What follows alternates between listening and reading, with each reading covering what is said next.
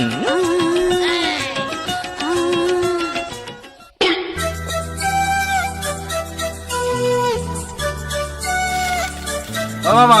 মামা বল বিটা, আবার কি হলো তোর?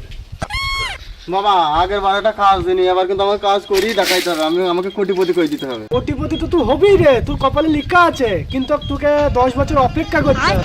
10 বছর না, আমার হাতে অত সময় নাই। তুমি এমন কিছু করো যেন আমার রাত রাতের মধ্যে কোটিপতি হয়ে। তাহলে তুই এক কাজ কর, তুই 10-15 হাজার টাকা লটারি কেটে দে। 10-15 হাজার?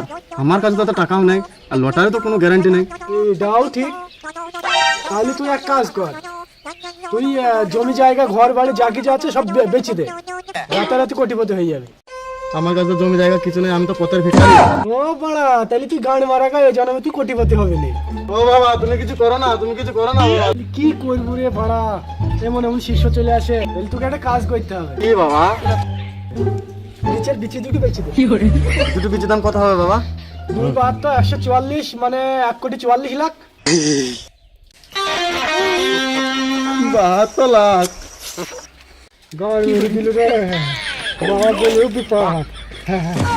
बात कुछ समझ न आए।